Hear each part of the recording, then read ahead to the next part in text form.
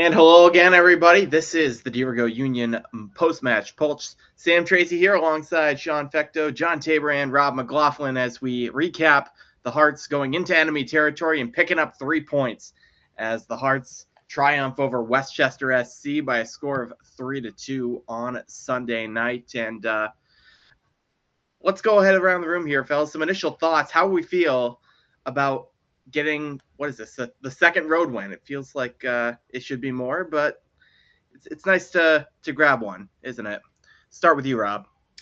Yeah, I mean, it feels good. It comes at a good time. I think the next 8 weeks for the Hearts are really going to be the do or die season for us. We've had kind of a so-so summer. I think we've had some good moments, but in league play, at least, we've been a little inconsistent. And to have a win on the road, I think, is a show that the team is together. We're able to do stuff on the pitch that allows us to kind of compete going into that three-way race we're in right now for 8th. Maybe even claim that 7th spot. If you look at the table right now, that's still a possibility. Maybe even higher if we really pull it together. But, yeah, overall, I'm very happy with the results. I think they deserved it based on how they played, even though maybe the scoreline made it seem closer than it actually was. So that's my thoughts. Tabor, what do you think? The Hearts go down into enemy territory and grab 3. Yeah, it was great. To get the 3 points is phenomenal. To score the goals after going down early, right? Kind of the name of the game recently, but to get some goals in the first half, even I think was probably the biggest takeaway for me. Gritty second half, and we can get into all that, but I think the biggest piece for me was seeing a little depth for Varela, and then everybody kind of cooking when it came to the front line. Kind of unlucky to only get 3, honestly. What do you think, Sean? Yeah, no, it's exactly what we need. And for this Hearts team wants to go where it wants to go in terms of playoff position and getting into the postseason. These are the types of matches that the Hearts need to continue to string along as we get in through the last third of the season. This is exactly the type of performance the Hearts need to do, is go on the road, score 3 goals, and get 3 points. So really, really happy to see the Hearts coming away for the second time this year with 3 points on the road. It's exactly what the doctor ordered for the Hearts of Pine. And an interesting sort of footnote going into this one was the fact that the Hearts were essentially on a 2-week break. Yeah. With the postponed match going into this, this would have been a match on a week's rest, what with Spokane at home, but I guess it's out there already, so might as well tell the world that the reason for the postponement was Spokane getting stuck at Chicago O'Hare. Yep. And not being able to make it out to Portland.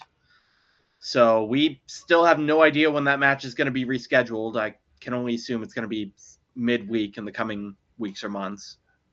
Real good chance of it. Yeah, you got to wonder, though. I mean, with it already having taken so long, is Spokane going to reschedule, or are they just going to forfeit the match? I mean, it's already difficult enough putting another game this late in the season, let alone the travel concerns. So I'm not saying it's happening. I'm just saying that would be 2 matches Spokane's had to forfeit this season. Maybe we can get shirts too, huh? No. We are not getting shirts that say no. I'm squashing that one real quick. Yeah, just the first of many things that were observed during our match on Sunday night. Not only that, but apparently the 914th Infantry had a TIFO that they were planning to unveil, and it was 10 by 10 apparently, and apparently it didn't work out for them. Some paint stuck, and it just didn't go well for them. And that's just unfortunate. It sucks when you put so much time into those things to not have it go well. So I feel kind of bad for them, especially it was kind of a big night for them, I think, and that just really kind of sucks. Yeah, it was the release of a all new black third kit for them, the blackout kit, which, you know, it looked okay, I guess. I didn't really look too extraordinary, if you ask me.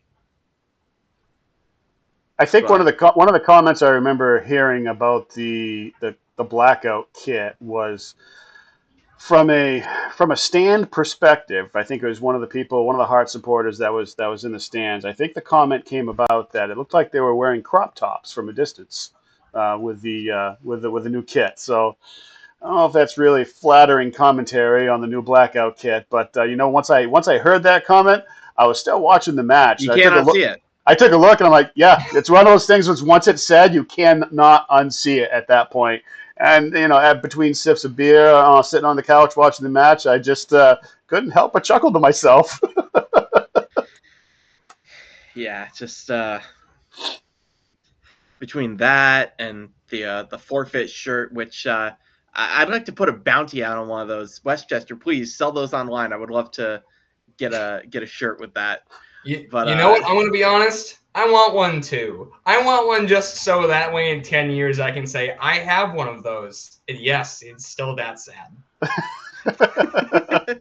I would imagine those types of shirts like double in sadness over the years. I don't think it gets any better. I think it only gets worse as time goes on. Do you think it gets better if you're not last place in the table? Not to throw shade, but just a little bit. Just a little bit. I don't know. It's just like, yeah, first home win in franchise history, and it was by forfeit, by default. And yeah, they're still 14 out of 14. It's rough. It's rough for poor Westchester right now, and a little bit of the crossover. We went into it a little bit. That 9-month time frame from start to actually playing on the field. That's a tough row to hoe. I don't care who you've got. 9 months to create a franchise and put them on the field. It got thrown together. And so in the crossover, we kind of touched upon the fact of probably should not be a surprise that Westchester is having some heartache this year. Certainly have got the offense side of things figured out with the current leader in the Golden Boot on their team. Right, but we certainly saw, at least in our matchup, and over the course of the years, that Westchester, when it comes to keeping the ball out of the back of the net, cannot do it for the life of them, and that has just been crippling for Westchester this year. Yeah, it's a shame they can't AI generate more offense. I don't even know. I mean, I will get kind of into it when I think we go through the play-by-play of the match, but I was kind of shocked at how good their offense was. It was almost as good as bad as the defensive line was, which we let in 2 goals. So I'm not going to say that the Hearts really were a shining example of defensive football at the same time. But, I mean, Juan Obregon Jr. is not to be trifled. Like, he is a good striker. Frankly, he deserves a team that can back him up more than I think Westchester is able to provide him right now. Yeah, he's a really good guy up top. And it clearly shows with him leading the USL 1 Golden Boot race.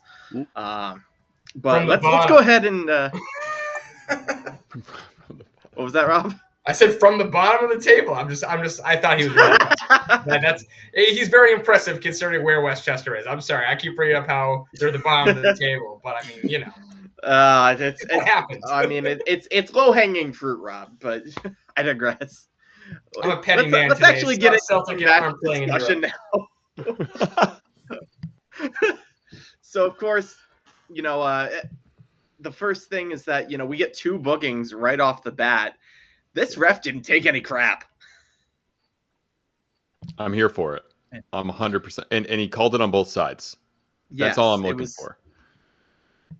But, you know, they draw a yellow in the first minute. Mikey gets a foul, his customary booking in the 13th minute. And then it's the home side who draws first blood in the 16th with a play in which the Hearts defense sort of had a defensive lapse. They let Ermin Makic through, and he scores the opening marker for Westchester. Rob, any thoughts on that goal? His first professional goal? Yeah, I mean, it's hard to kind of say. I mean, it was a good goal. It was a good goal because it went in the net. I do think from a Hearts perspective, looking at it from our team, my initial reaction was poor situational awareness from our side. I really don't think our defenders knew where the ball was on the pitch leading into the actual strike that put the ball on the goal. And I think because of that lack of situational awareness, their attackers were able to get away with that kind of play. And I think if we maybe knew where the ball was in the moment, maybe we could have defended it, but it is what it is. There were Tabor, warning signs ahead of there were warning signs ahead of time, I think, on the free kick maybe 3 or 4 minutes before that. Crossed into the box and as the announcer said, the corner of uncertainty. So you could kind of see this coming a little bit. They looked a little shaky down that side of the pitch early. I think might have been rust. I think Colby found his legs later on in the game, but they were they were a little weak down that side to begin with in the game, and kind of saw that one coming a little bit. Yeah, it was the thing that really sort of I mean, of course, yeah, the warning signs were there, but I mean, it was just sort of that feeling out process. You know, it's early in the game, and Hearts paid for it. But you know, you wait 10 minutes and Hearts find their footing and they strike back, courtesy of good old Titus FC and Titus Washington. And that was a really nice ball in by Varela to feed Titus. And Sean, any thoughts on that one? Yeah, and just before that goal happened, which I'll comment here in just a little bit, just do want to throw out the fact that commentary on the podcast, yeah, right, the commentary on the broadcast, if you will, was calling out the Hearts of Pine support up in the stands after that goal from Westchester, and in terms of basically trying to get in behind the Hearts and lifting their spirits and so on and so forth, and mentioned the fact that even though we're at Westchester, you kind of felt like it might have been even support in terms of volume between Westchester and the Hearts of Pine. So the small traveling group that we had go down there to Westchester, good on you, and certainly recognized by the commentary for that broadcast. But yeah, I don't know. Westchester. It seems like Westchester has an on-site commentator, which is real nice. Wish we had one of those, but I digress.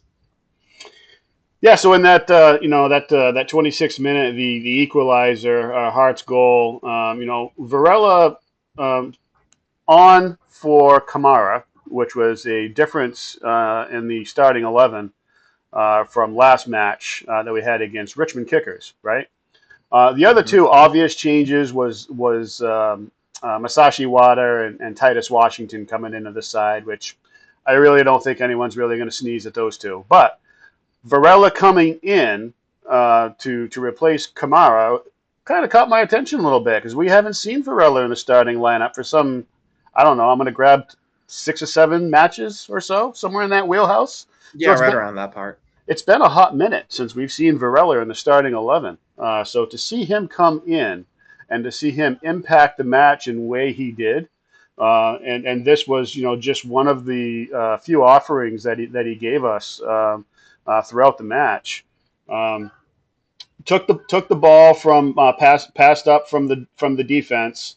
I believe, if I'm not mistaken, that came from Sega Coulibaly, another one of those nice passes that we saw Sega distribute throughout the match. I think I was talking with John on Discord as the match was actually going on, and I think we might have been somewhere in the 35th, 40th minute. I'm like, I think that's like the 4th time I've seen Sega thread a 40-yard ball up and just completely go by the midfield and put it into a Hearts attack. He's doing great things back there in terms of getting the attack started from the defensive center back role. And we'll talk a little bit more about what he did defensively as well, but just on the attacking side of things, Sega certainly making his mark in that back line. Sending it up to Varela dribbling into space, pulling that defender onto him, When the defender comes up to Varela to challenge, nifty little outside of the foot pass to go by the defender into a running onto the ball with Titus Washington, and Titus, of course, doing what he does in a cold, clinical finish. And the Hearts are even 1-1 in the 26th. Rob? Yeah, it was a really pretty play. It's the kind of play that I think we've kind of grown to see Titus make as a striker. I did think Kamara was kind of cool to watch throughout the match. We've talked a little bit about whenever Bobby Murphy has signed kind of a new player to come in, kind of having two players compete for one position has been kind of nice in a way because it's kind of made them both sharper. And I think seeing Varela, the way he played the other night, has been because of JT's influence, making him want to work maybe for those minutes a little bit more, having someone to practice to learn from. Because he was making a lot of plays and a lot of movements that we haven't really seen Varela make in a while. He was a conduit for play throughout the night, which was cool to see because we've seen on the other side of the field, Messer and Ollie Wright kind of take on that role. We haven't seen it as much from the other side. It's nice to know that we kind of have that dynamic movement both with JT and with Walter.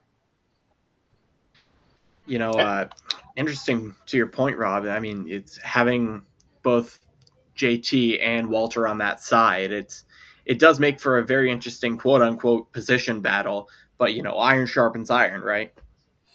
Yeah, you know, and one of the things that I also want to comment on, and maybe it's just me, feel free to chime in, but I saw Varela a lot more, and like he typically was prior to, really operating in that right-hand channel, really being a little bit more to the center of the pitch than what I'm typically used to seeing with Kamara, which likes to stand out and get some chalk on his boots a little bit, which we all know Coach Bobby Murphy fights that battle with his wingers on the daily of trying to push those guys in towards the center of the field a little bit more. But with, you know, we typically do see JT more so on the outside, out in the wing, and, you know, seeing Varela a little bit more in that right-hand channel and being very effective dribbling towards defenders and pulling them into space and then just passing around them. Certainly a different way going down that right side that I haven't seen in a little bit. John?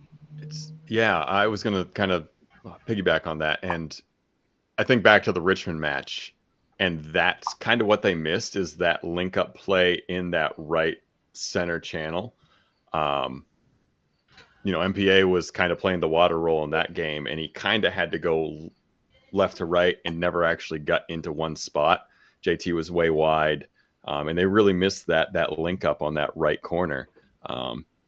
Essentially going narrow away when it was a wider pitch actually paid dividends, and it, you know, led to more breakouts later in the game, and could be a real danger when you have somebody that plays completely different than JT, but also frees up your center 10, 8, whatever you want to call it, to kind of roam a little more left to right as well. Could be really fun with Varela and MPA playing up front kind of together, or Wada. I mean, Wada had plenty of opportunities as well in that spot. Yeah, it's going to be interesting to see how that sort of progresses as the season goes on. And I mean, even though we're on the latter half of the season, time flies when you're having fun, right?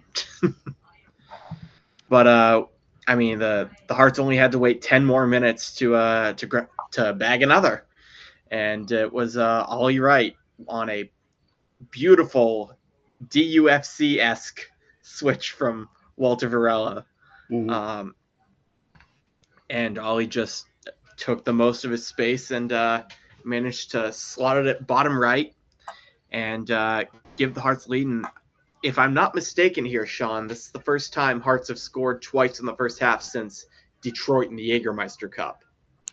Yeah, you're probably not too far from the truth there, Sam. I don't have that fact for you, but it sounds about right off the top of my head. I don't think I can come up with something to dispute that.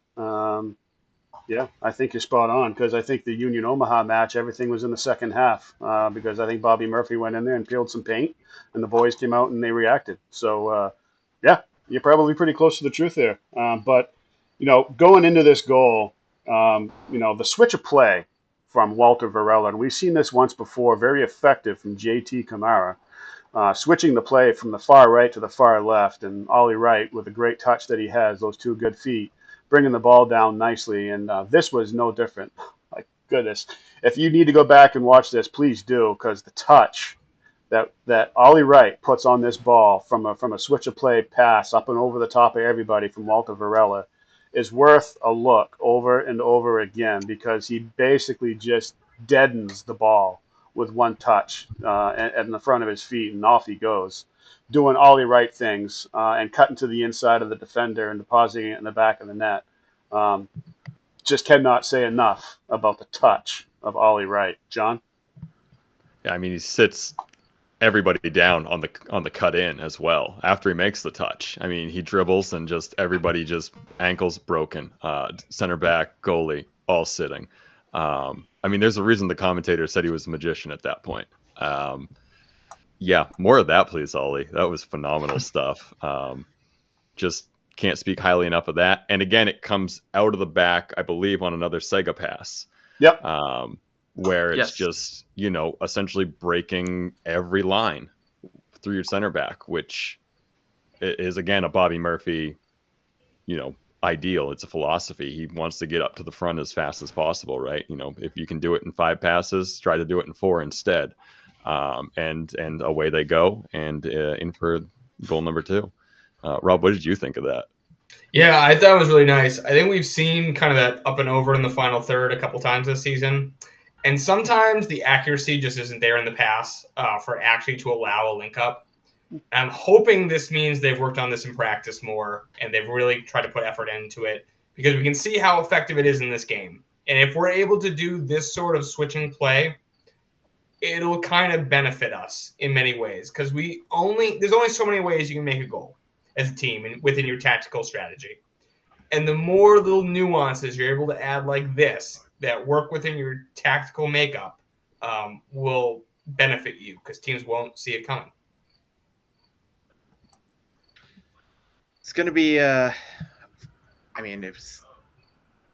it was one of 2, I think, sort of hockey assists from Sega Coulibaly in the night. The second assist there. And we got to see it, I think, one more time from then on, but then you only have to wait a couple minutes more for Hearts to increase their lead with Nathan Messer finding the back of the net. And it was that link up with Ollie Wright that we've seen all year long that made the difference there. Tabor, what did you think of that one?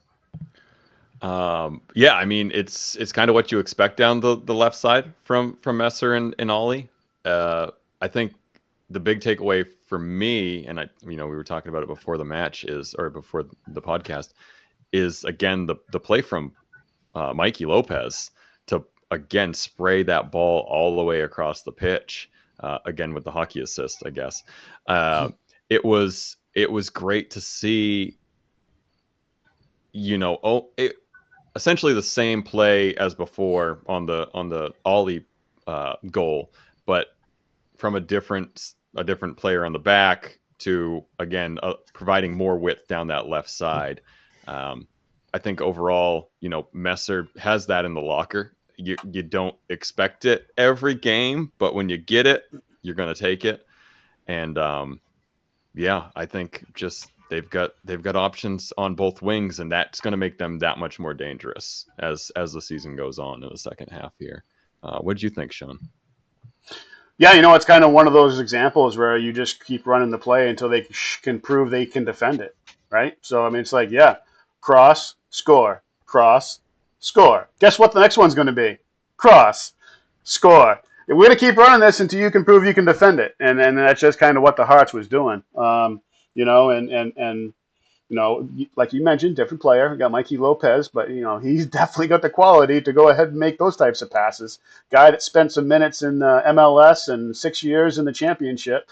Yeah, he's got that in his locker. He can do that. He's not just a guy that's, tackling in the midfield and changing over possession. He can make those passes as well. And, Mikey talked once before about a time frame from coming back from that injury. And, he's getting to that point in time now where, Last time I talked to him, I think it was probably somewhere in mid-July, and he's got another month on him now, a month and a half. And he said he was about 2 months out from where he had talked to people before in the past with that similar injury, that about 18 months out, they felt 100%.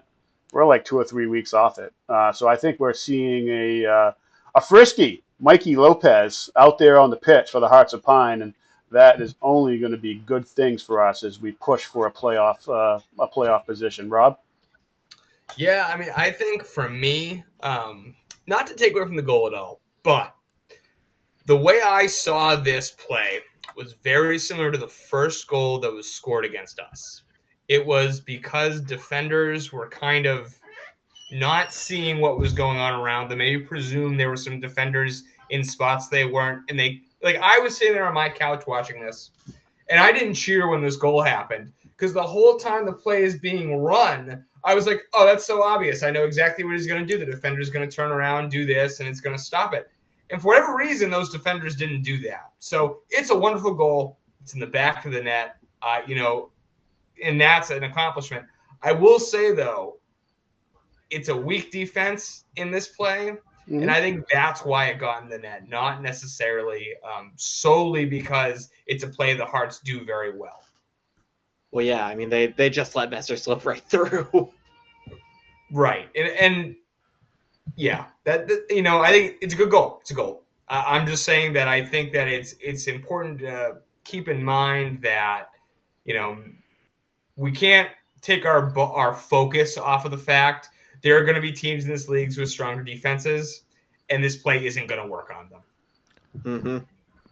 But now at least maybe people will think Ollie's not going to shoot every time. Like maybe they can't cheat and double up, right? So it might make somebody sag off just a little bit and give either Ollie the space or Messer will have the room. So long term, it can play dividends as well. And I want to see Messer move up and do that. Like I liked seeing him come up and have an attack. Like he sometimes gets stuck behind because there's a change quickly and he has to go from offensive to defensive real quick. I like when he gets the opportunity to go up and make an attacking play because he's creative and thoughtful about moving around defenders and in a way in which is very attractive to watch. And, Rob, I certainly take your point that we're going against, the worst defense in USL League One right now. Statistically, even proven so, right? Got it. But, this is a tactic that is proven to kind of put defenses on their back heels, right? So if you're working those channels and you're working the center of the pitch and you're going against, let's say, like a Chattanooga Red Wolves defense that's just going to sit in on you, right? If you can get them to come up a little bit and you can have a switch of play and try to attack from the opposite side on a very bang-bang type of play, if you're good at these switches with speed, this can pull apart a really strong defense in this league. So I would say let's keep it up. Artificial transitions.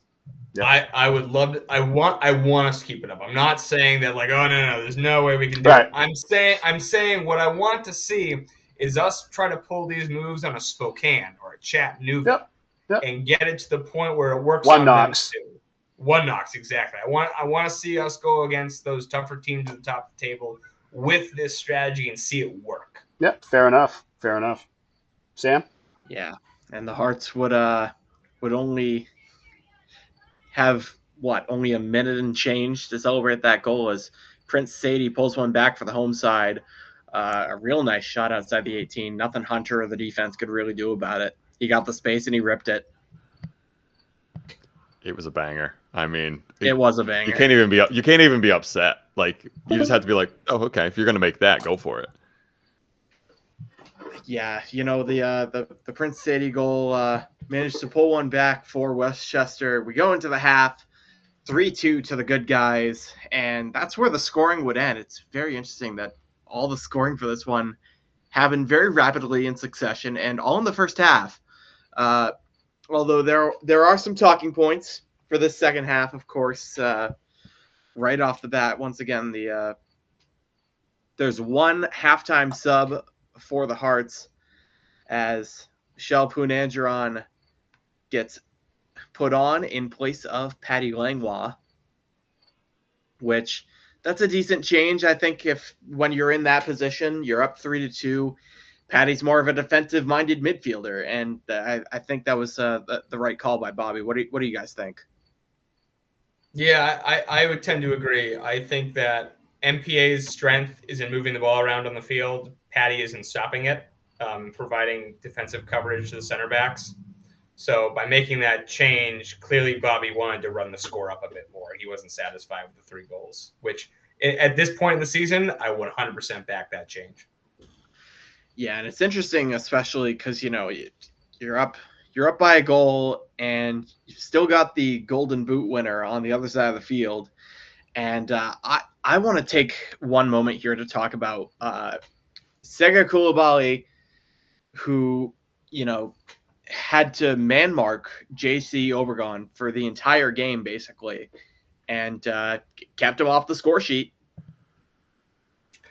It was kind of fun to watch, even just the little side commentary that was going on between the two of them. Like, you could tell those two knew what each other was trying to do and were doing their best to try to stop the other one. And, I think Sega got the best out of him. I really do. He looks so smooth doing it too. I mean, I know, Anthony was in Discord and he's like Rolls Royce, and I was, speaking to my heart there. Yeah, he looked really good all game. It's a long way from those 15-minute cameo in his first game where he was trying to get the feel of the pitch and gets raked down the leg. He looks like the best defender in the league right now, and he makes it look easy, scary. Yeah, so Obregon Jr. stats at the end of the match: 5 shots, 3 on target, 38 touches all match, 0 goals, 0 assists, and only 2 key passes. Thank you, Sega Coulibaly. It's one of those things that you kind of expected out of him, given this was supposed to be such a huge signing, and we're starting to see the fruits of it.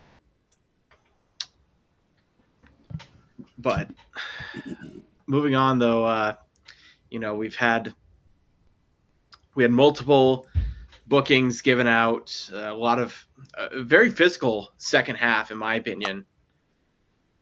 Very CONCACAF-esque, if you ask me. It's both coaches. Oh, go for it, Sean. Yeah, no, I think, in the second half, we saw the first half be very open, very back and forth, right? And I think, knowing that we had a 3-2 lead in the half, I think, in my opinion, one of the reasons that maybe, when MPA got brought on, perhaps, he's looking for a player in the midfield that can kind of control the game a little bit more. And we all know that MPA certainly has that in his locker in terms of both his defensive side and being able to pass into space where typically the Hearts attacker is not going to have a defender on his shoulder within a half a second of receiving the ball. He's usually good at moving the ball around, keeping possession, that sort of stuff. Controlling the game, and I think is kind of what Bobby Murphy was looking for when they put in MPA. And certainly that seemed to be the flavor in the second half and looking at controlling the ball. And if we could get a safe attack going forward without taking too much risk, we'll go ahead and look for that. But knowing that we were up a goal on Westchester, the pressure was on Westchester to do something coming the other way. And I think that's what we saw in the first part of the second half, was a lot of that mentality. And, it was a very physical second half, and then we get some changes made in the 70th minute, in which JT comes on for Walter Varela. And I don't know about the rest of you, but I really like the fact that we have sort of JT in our back pocket, bringing him on as sort of a super sub. It's a real shame that he couldn't manage to get on the score sheet, but it was a real breath of fresh air. Tabor, what do you think? Yeah, I mean, his legs coming on in the second half, chaos. I mean, he immediately was making an impact. He would get the ball either from MPA kind of as a short pass at center field, or it was kind of a lobbed pass over the top, and he was running onto it. And the defenders were having issues. He was cutting inside sometimes. He had an amazing 3-on-2, 3-on-1 where he took the shot, and it got blocked. And he was just creating absolute chaos in the second half from the 70th minute on for those last 20 minutes. I think having that, like you said, in the back pocket could be great. But again, or having Varela in your back pocket, whichever one. Again, back to the, iron sharpens iron, steel sharpens steel, whatever you said. Having both of those guys as a 1A, 1B out there on the right wing, big improvement over the beginning of the season when one comes off, there's nobody behind them, right? Not to mention, Southern as another option later on as well. I mean, we got all sorts of guys. Let's get them all in there. Everybody in the pool. Rob, what did you think? Yeah, I thought kind of the exact same thing. When he comes on, he's a whirlwind. And at that point in the match, I think you started to see Westchester get a little bit heavier legs. So having to ramp it up a notch to contain JT slowed their team down in a way which maybe prevented them from making some of those passes, some of those offensive moves, the setup for play, simply because all of a sudden JT's got the ball. Oh, no, we got to track not just one guy, but multiple guys back to cover JT because he can get around multiple people. You got to set up so many roadblocks, prevent him to get to the goal. I think it really broke up their play. Really made me think that, sometimes offense is your best defense. By having him out in the field, forcing players to stop and say, oh, shit, I got to watch this guy. It kind of just made them – it changed the game from being offensive-heavy Westchester to being, I think, more neutral to even maybe offensive Hearts of Pine. And you're absolutely right, Rob. And it just sort of speaks to the shiftiness on the ball of JT Kamara that he can just manage to create. And, it was interesting to see him sort of, like you said, sort of turn the game on its head a bit in the second half. And, it started to pay off, and then 2 minutes later, Hearts get a man advantage. And also, I should probably add another sub was made there as Sean Vinberg was brought on for Colby Quinones. And Vinberg was actually on the receiving end of this foul that managed to get a Westchester player sent off. Personally, I think it was maybe, I don't think it necessarily deserved a booking, but then again, the ref wasn't taking any shit from anybody. So it's, comes with the territory, I guess. Yeah, when you got fresh legs coming on in the 70th minute and, 2 minutes later, someone's getting the second yellow card and one of those fresh new subs, probably not necessarily a coincidence, right? So that's kind of what substitutes can do and impact of a game, not just, defensive stands or assists or in the attack on a goal. It's also getting people into foul trouble or possibly even sending a person off. Quick to the ball, gets there first, gets fouled.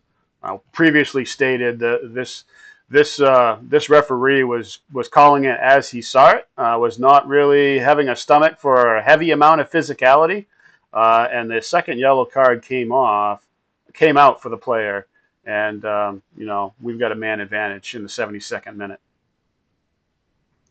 Yeah, and it was only 3 minutes later that we had a controversial goal, no goal, in which Nathan Messer, already sitting on one goal in the evening, decides to make a nice little solo run, get behind the defense, in which he was called offside. And I believe the reason why was because they thought Titus was intervening in the play, which, he was 5 feet away from the ball, and he was making the run with him.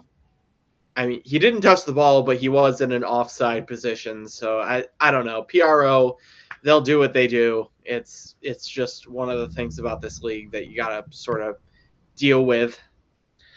And just the first of two would-be goals that could have been to Nathan Messer. We'll get into the latter one later, which I can tell, Tabor, you've got a lot to say about that one.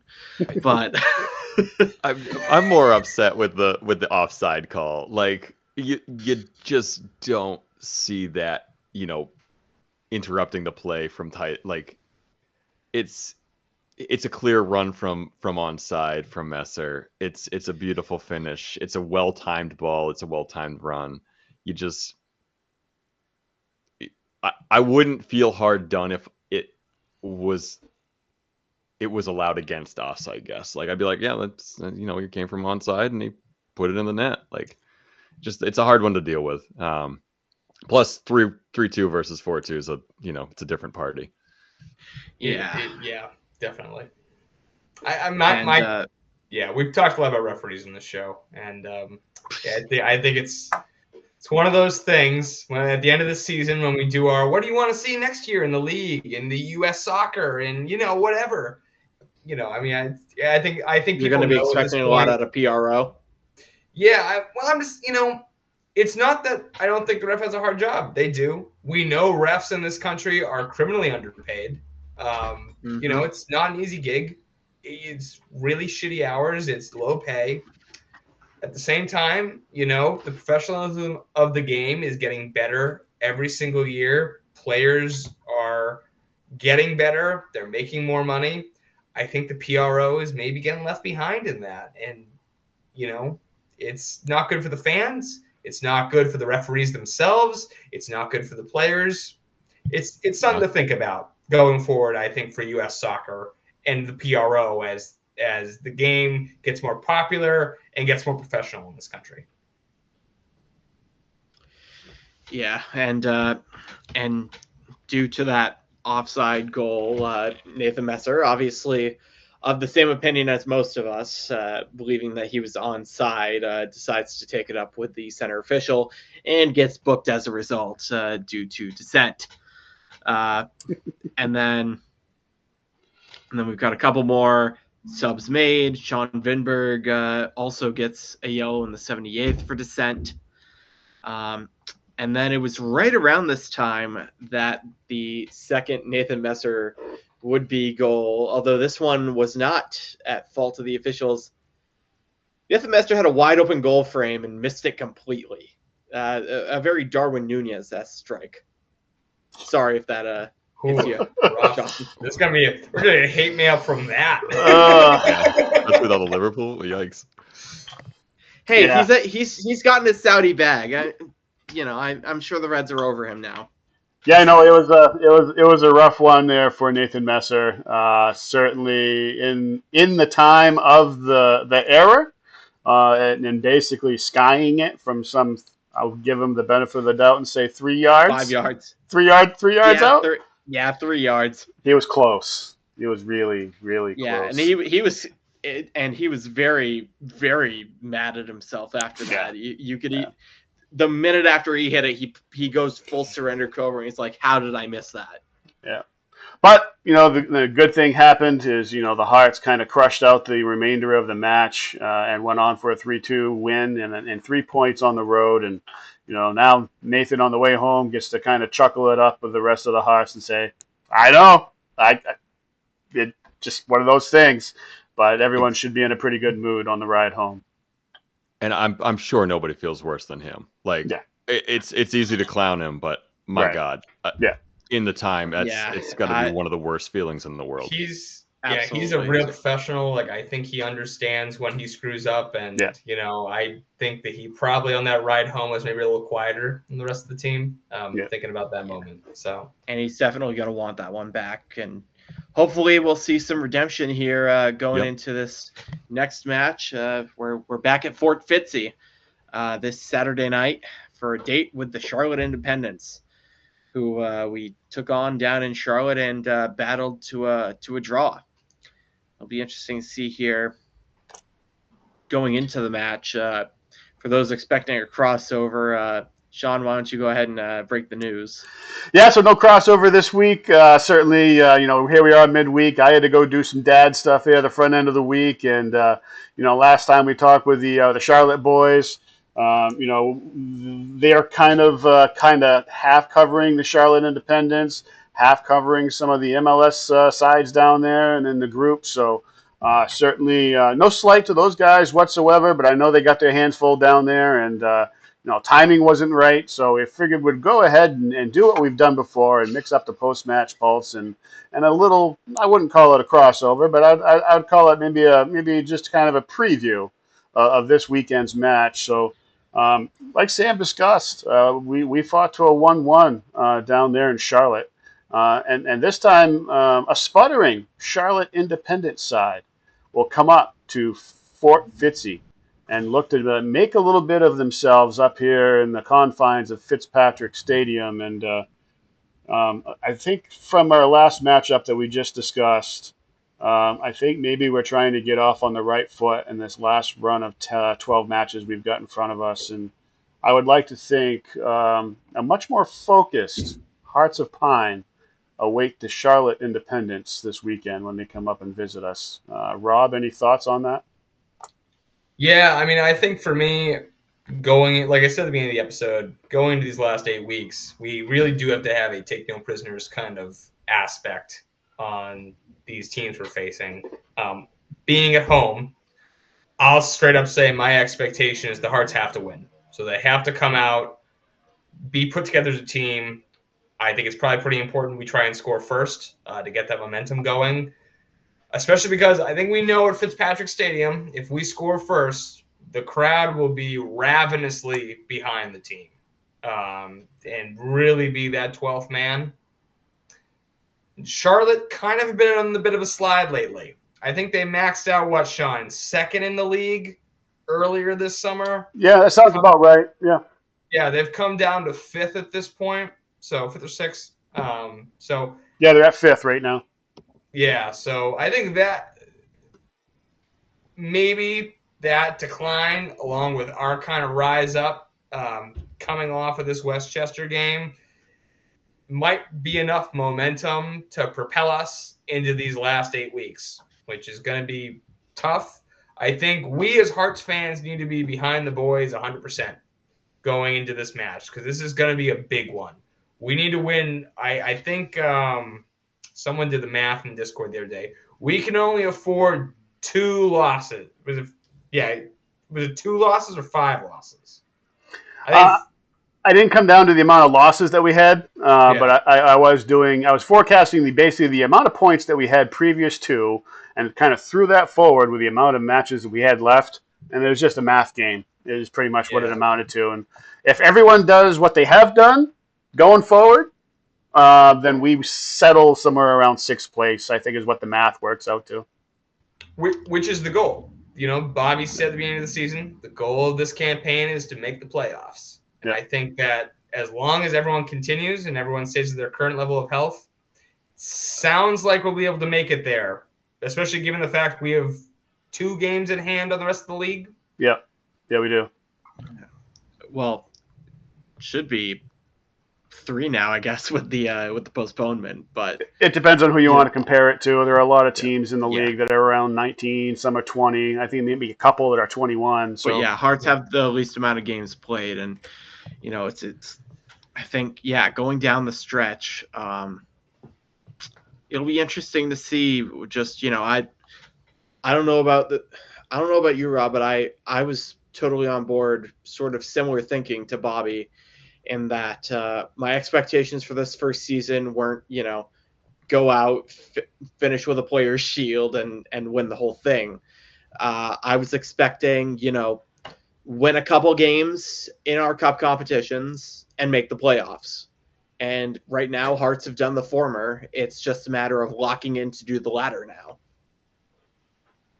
now. Tabor, any thoughts? Were you sort of on the same page? Yeah, just looking at it, it looks like it was a 3-match week for them the last time they played Charlotte as well. So yes, it was.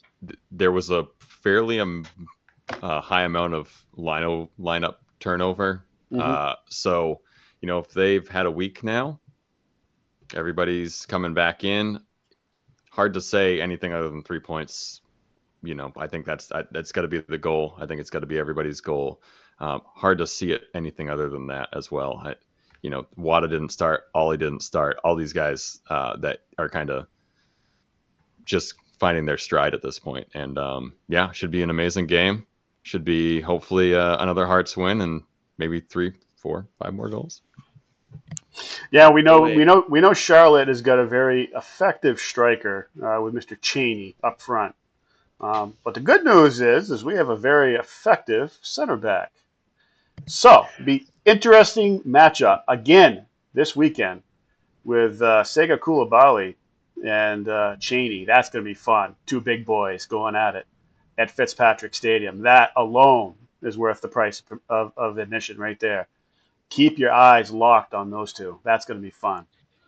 Absolutely. But just to give a quick run on what Charlotte has been, and when we talk about Charlotte kind of stubbing their toe the last 2 or 3 matches, Charlotte hosted Greenville Triumph, lost 5-4.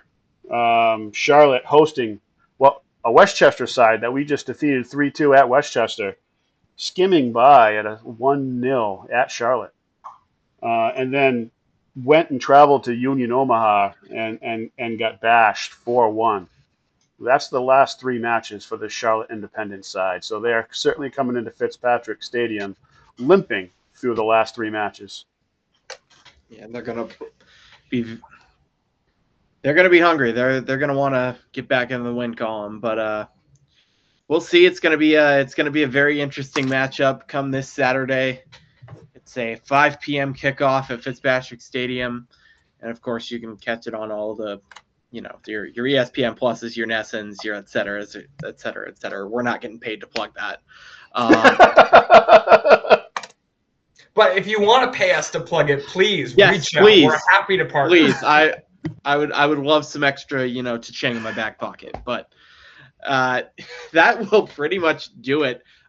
First off, any closing thoughts here, Sean? Any pint of positivity, even though we might have received it there. Yeah, another name. No, the pint of I don't have anything here to drink, but I tell you what, obviously the pint of positivity is any time you get 3 points on the road. I don't care what league you're in.